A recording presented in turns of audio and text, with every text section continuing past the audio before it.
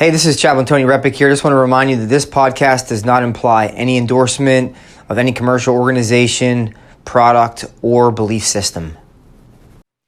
Well, hey everyone, I'm really glad you're tuned in again here. This is Chaplain Tony Repic from Biddle Air National Guard Base with the Balance Podcast.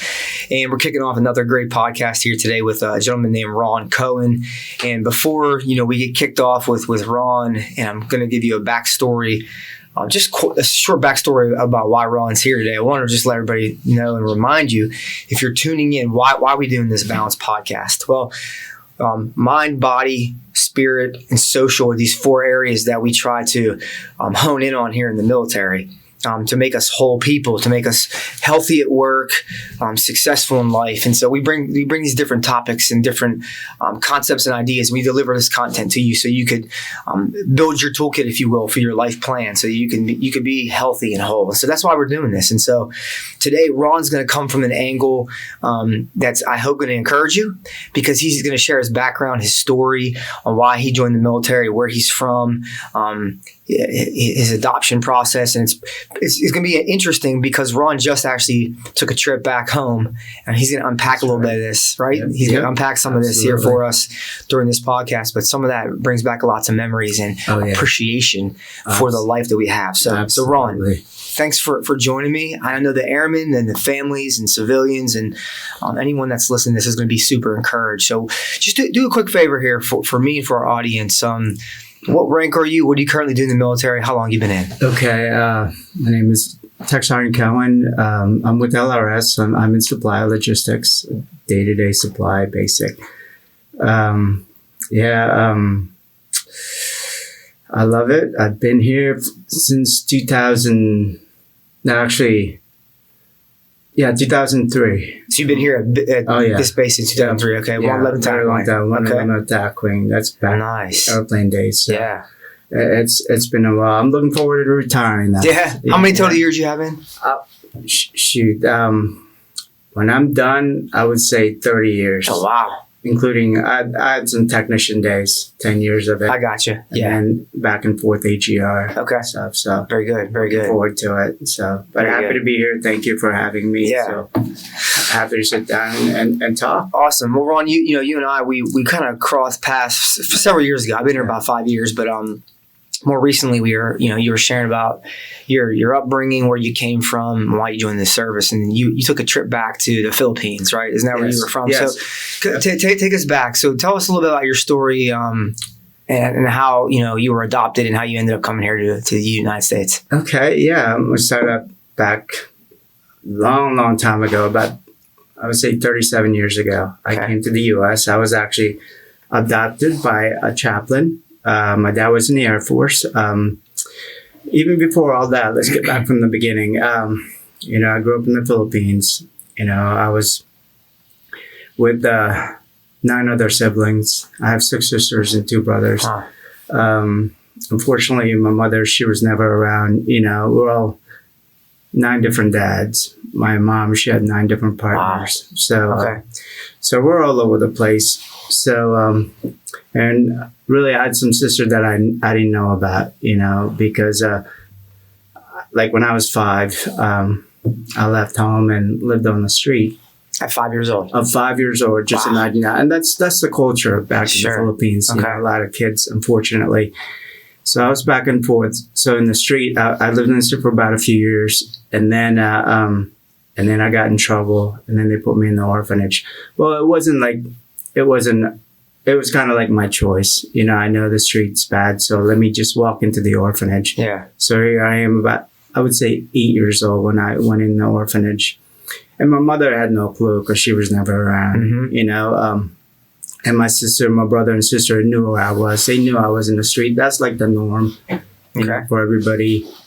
Even like my brother and my sister trying to, hey, come with me to the orphanage. So I was in the orphanage back and forth. My mother knew where I was, but she didn't really look for me. Gotcha. I was like, I guess that's the norm. She was working a lot. I don't know what she was doing, but.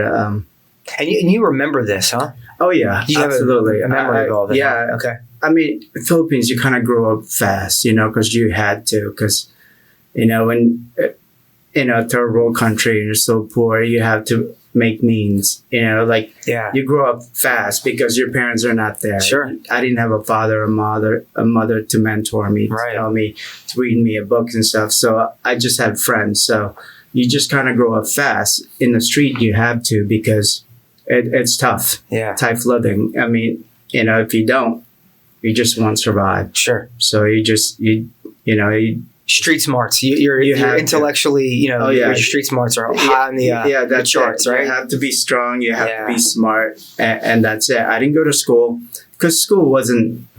It wasn't a mandatory. It wasn't like how here in the U.S. It's a mandatory. In the Philippines, back in the days, it wasn't.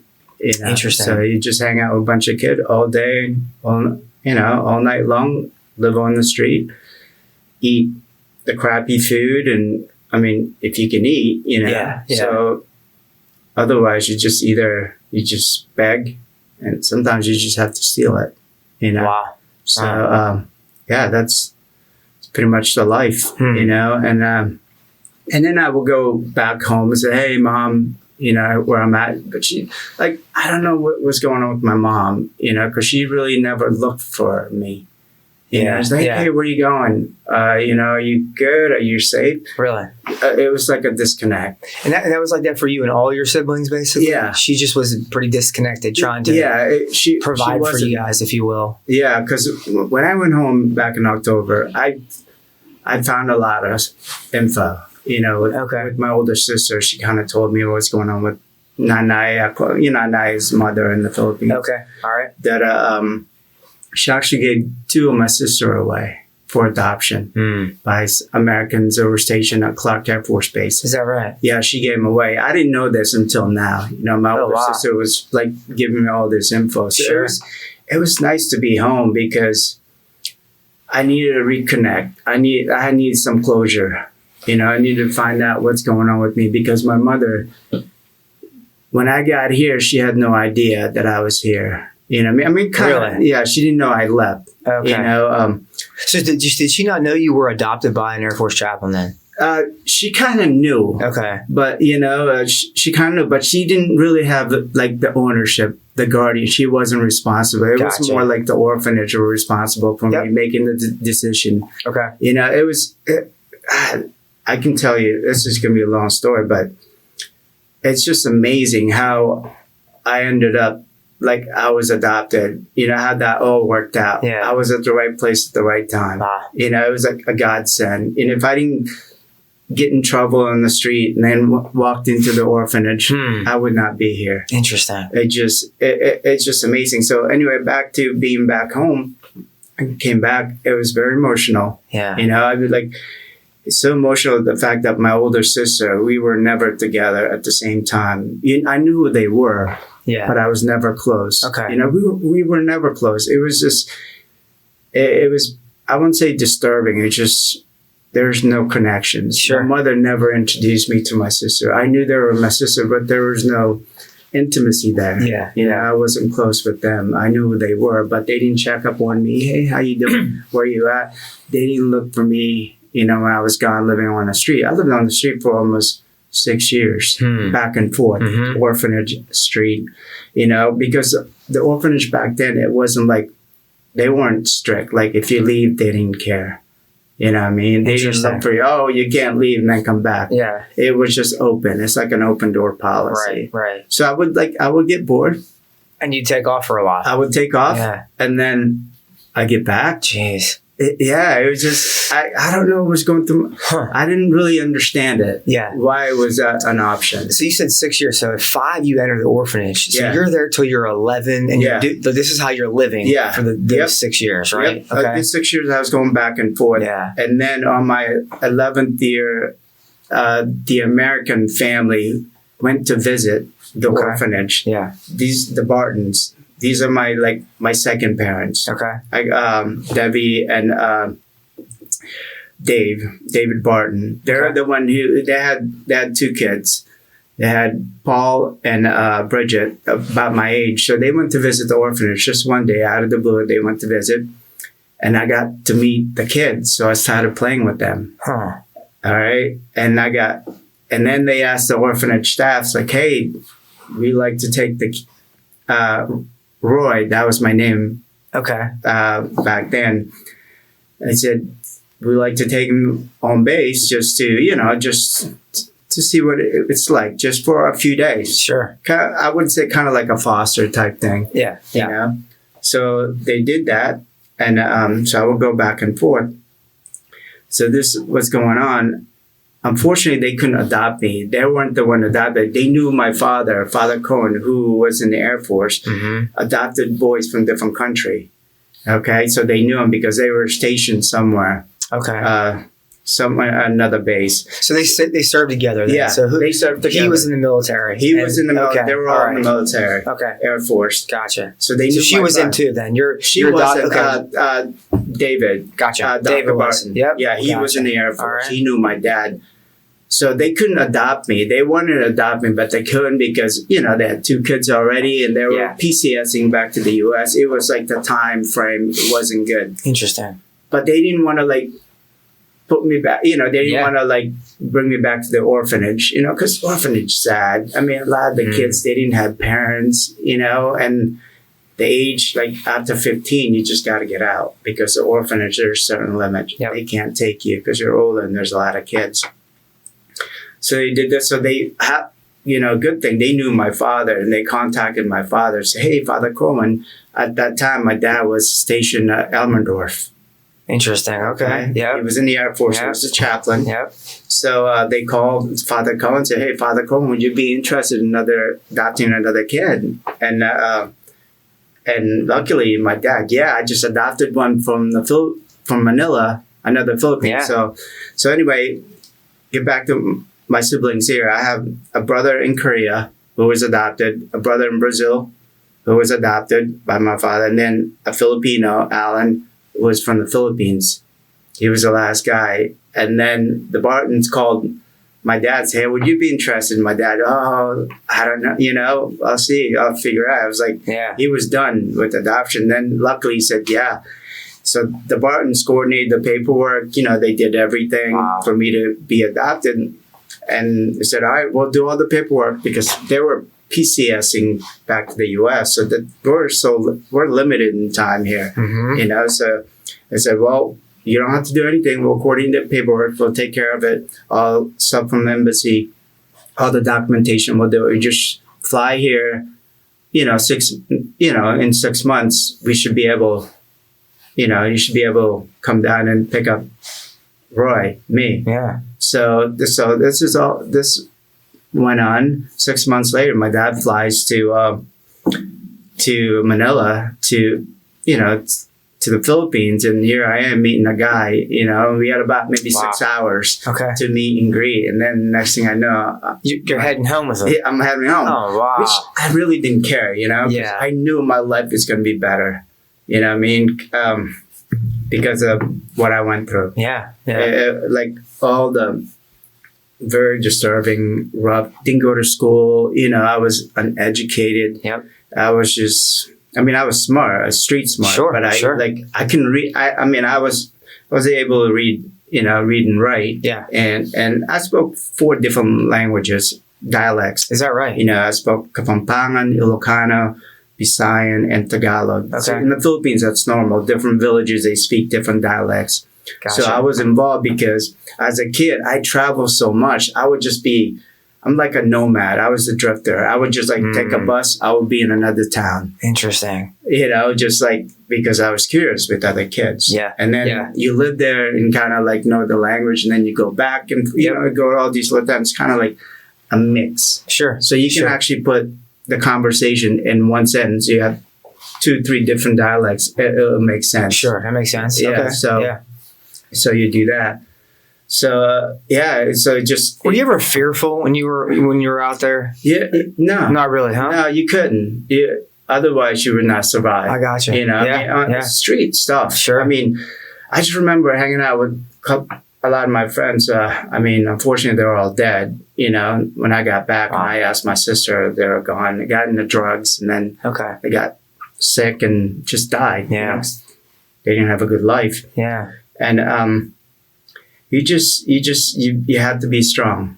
You know what I mean? You can't show fear because there are other gangs. You know, if you show fear, no, you know, you're not going to fit in. They could smell the vulnerability all over. Oh, yeah. It wasn't like the gang here, you know, they get tested. It just basically, it's more like a friendly hanging out kids who are also, you know, didn't have the parents, the right parents, and just hang out all day and just, you play around. I was 5 years old, you know, just imagine my kid's 10 years old. He will not be able to survive. Yeah. You know, and I tell these kids, you guys are so lucky. Oh, yeah. Like, you know, what's amazing, you know, when I went back in October, I got some videos of, I went to visit all like the stuff I experienced back in the day. I took a video of it where I slept on the street, where the kids were hanging out. I took a video of that. Then I showed it to them. It's like, I said, Dad, that kid is only like 4 or 5. It's like, exactly. That's what I was. Wow. No shoes, you know, barely had a clothes. Dirty. I was dirty. Yeah. I was eating stuff out of the trash. And I literally took a video of all those kids. We call them ghost kids. Okay. Because the reason you call them ghost kids, because they would show up out of the blues and start begging. And then when you give them money, they would disappear. They're gone, yeah. Yeah. I mean, I have some videos. I showed him a little girl. I mean, maybe she's probably not even like 10. We're talking like 11 o'clock at night. Would show up riding in a jeepney. She was up, hey, Kuya, give me some money. Kuya means brother. Okay. Give me some money. So I gave her some money. Once I gave her money, gone. Yeah. We're talking the middle of the night. Yeah. 11, 12 o'clock. Wow.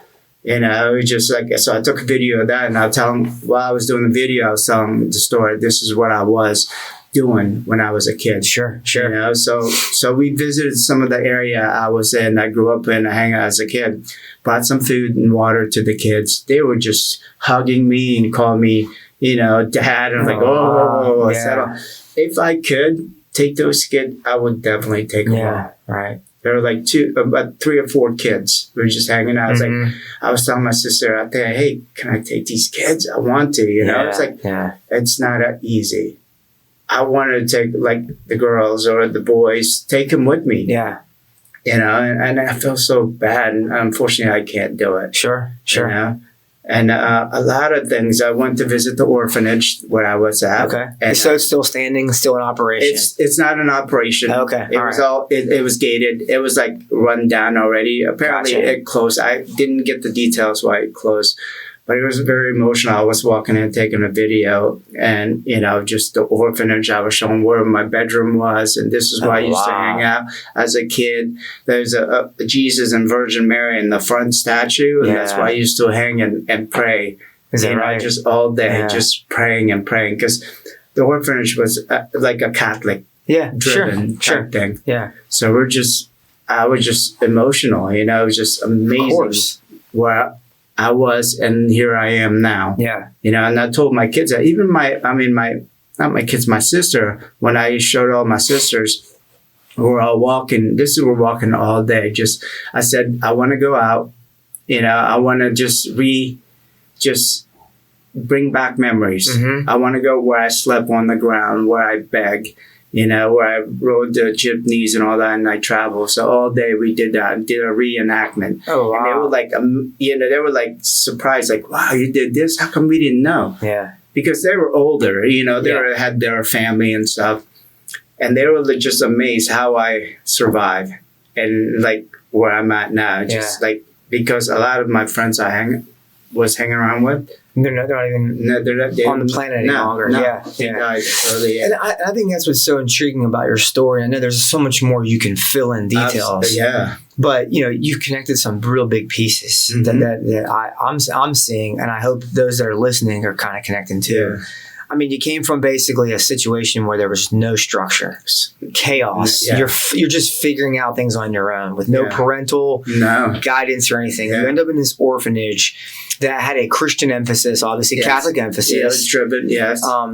You encounter an Air Force family who connects you with an Air Force chaplain who was a priest, right? Yes. Catholic priest. Yes. You mentioned earlier as well about like there's no way this happens without there being a divine or a God kind of connection here, right? A miraculous thing. And here you are sitting across from me, a successful military guy that has 2 kids, right? 2 kids. Married for how long? Been married for 15 years. 15 years marriage. Yeah. Stable. Your reputation is phenomenal on this base. Yeah. I've enjoyed getting to know you.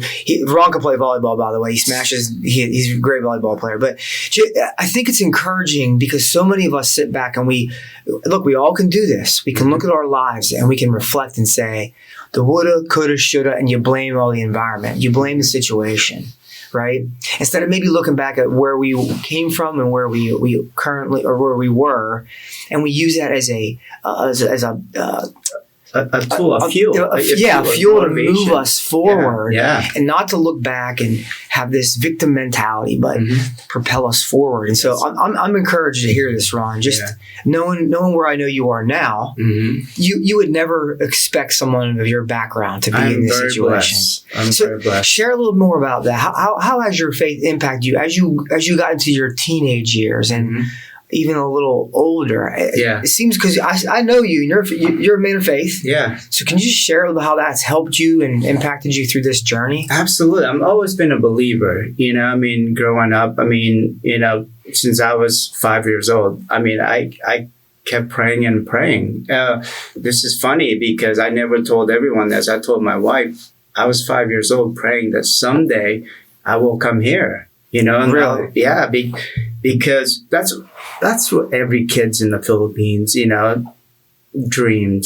So to get out of that. How do they know that, when you said come here, is it known when you were there, was it known that the United States was the place to come? Yes. Okay. Because when the Clark was still open, a lot of the GIs would, visit the orphanage and they would adopt kids. Makes sense. They would adopt kids from the orphanage, and I would see this because a lot of my friends got adopted too. Gotcha. And I was like, man, I keep praying, please, please, please, because I want a better life, And I know it's better because all they shoot is lavish. You watch TV, they show the U.S., a lavish life.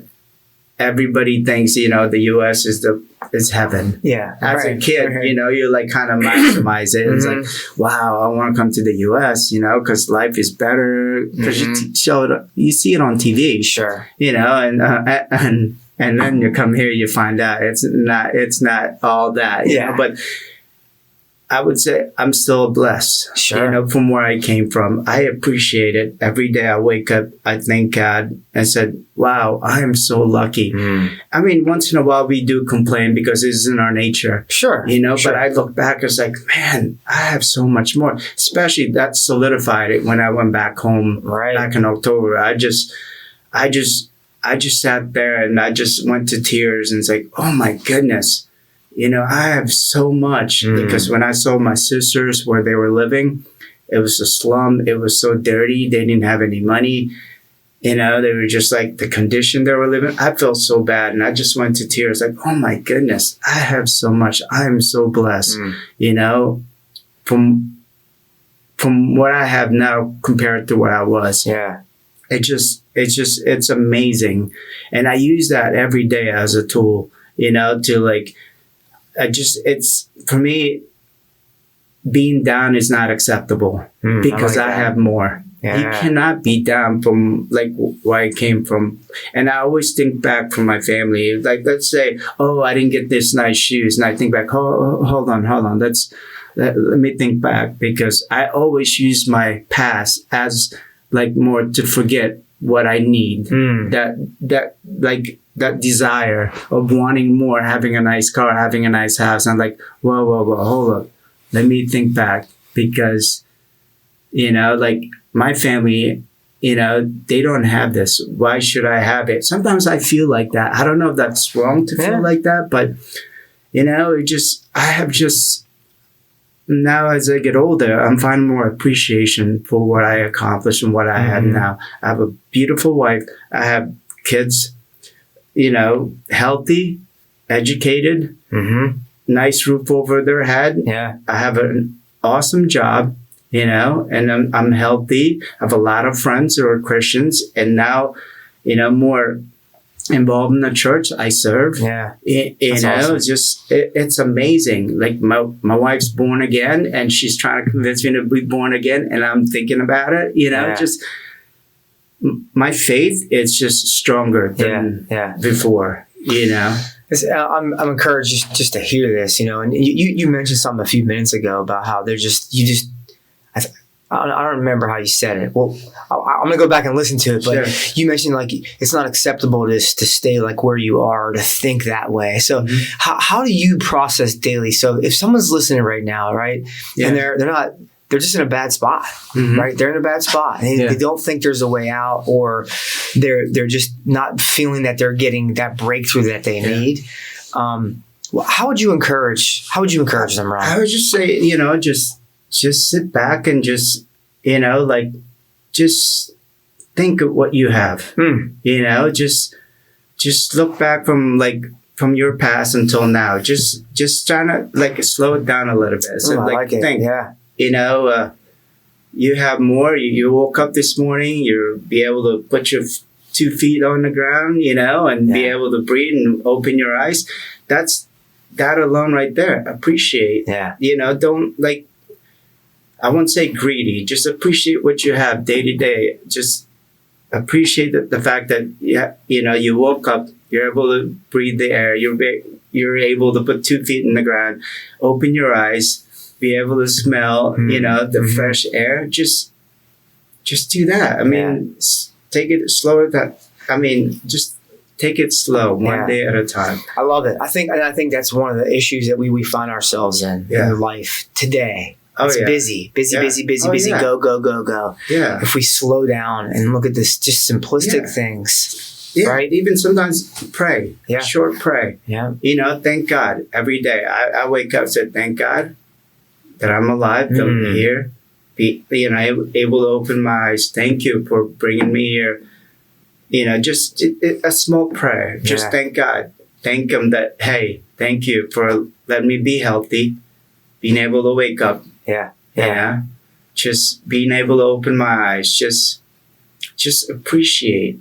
You know, I don't know. I can't speak for other people. I mean, it actually helps sometimes when you have that background. It kind of like, it's almost like a toolbox that you have, and you open that toolbox and said, hey, what can I use today? Yeah. You know? Sure. And you kind of have it. I have it, you know, like I use it every day because I experience it. I think, you know, I can speak for those people who have that experience. Like, I think they kind of use that as a fuel, you know, like a motivation. Like, I have so much appreciative every day on the day-to-day that I do for people. That's relating to people. It's awesome, you know, like attitude. Number one is attitude. Yeah, you got to have a good attitude every day. Don't be negative. Why negative? Yeah. You know, I'm so positive because I have so much. You can't just eliminate being a negative, but sometimes just overcome it. You know? Be positive. Yeah. I think something you said too is super important for all of us to remember, is that it doesn't matter what really happened to us in our past, right? And what I mean by that is, as hard as it was, or you even look back sometimes and you kind of feel guilty maybe for what you did have, and you're like, I shouldn't have been complaining about that. But that's where, if you look back into that toolkit or that bag of goodies you have, a bag of things, and if there's just something there you can just sit and reflect on, like, that's where I was, and this is where I am now. Oh yeah. Or that's where I used to be, and look where I am now. Yeah. Or I was better back there, and I'm not here now. So how do I get? It's really perspective. Yeah. And that's what I was hoping. You know, really what the folks that tuned into this podcast today would hear. And I think there's encouragement out of this. There's some perspective out of this. And there's some faith out of this. You know, absolutely. And again, you're a Christian. Not everybody listening will be Christian, wants to be Christian, but that has been a motivating factor for you, and it's helped you tremendously. And so, just some good things. So, Ron, if you don't mind, how old are you? I'm 50. You're 50 right now. So you've been in for 30 years. So you joined at 20 years old. Yes. Okay. You know, give or take. Not 30 yet, but we'll be 30 when I finish. I see. But I see. Yeah. So early 20s, you came in the military. Yes. So absolutely. I mean, you came in young. You didn't probably really know what you were really getting into, but given the history and where you came from, and the Air Force folks that took care of you probably was a motivating factor for you to serve as well. Yeah. And I'm blessed to have you as a brother and as a friend here at the wing. And so many of us are. And so I just want to say, man, thanks for sitting down today. Absolutely. I enjoyed it. You know, I'm so glad. I was so ecstatic and stoked about when you told me. I was like, wow. Yeah. I'm going to be able to tell a little bit of my story. Sure. That's amazing, because it's a motivation. Like, I can speak for hours and hours about, because when you have it in you and you feel it in the heart, you can't stop. It just, all that info comes out. Yeah. You know, it's just, it's amazing. I'm so blessed. It's like a godsend. I mean, I just, you know, I'm just so happy. Yeah, I can see it on you. And I've always, as I've known you over the years, I've always saw something in you that was attractive, meaning people would, you know, like a magnet. People would open up and talk to you. Again, playing volleyball on Tuesdays and sometimes on Thursdays. Just getting to know you, and know you came out to a Strong Bond event, and I met your wife and your kids, and that was great. But there's something there, and to know what you came from. Again, I think that's our problem as humans. It happens at work. It happens to us at home. We get in our own little world, in our space, and we think no one else will understand what I'm going through. No one else really cares. No one can relate to me, right? But that self-defeating mindset is negative. It robs us of connecting with each other. And if we understand each other's stories a little more, like just knowing what you've been through, man, it's just given me such satisfaction to know I work with people like you, that you encourage and motivate others around us. And look, if you're listening today, again, Ron doesn't know, I don't know where you are in life, but we're hopeful that Ron's story is an encouragement to you. You know, if you are going through a difficult time, it's for a reason, but it's not to hold you there. It's not to defeat you. It's to be used as a catalyst to help you grow and propel you to what the next thing in life is going to be. Life's worth living, every bit of it, right? Absolutely, yeah. So Ron, as we end here, any just final thing, something final story or something that you would like to share with the audience about just this time we had together?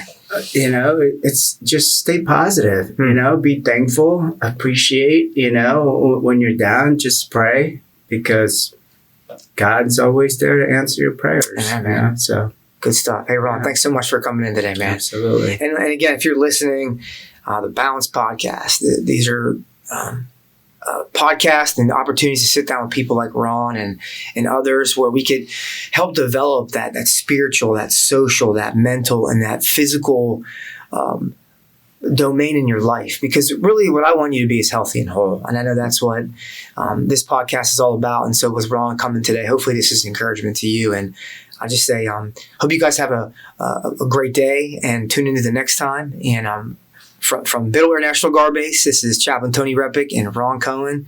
And we thank you for tuning in today, and we are out. Thank you.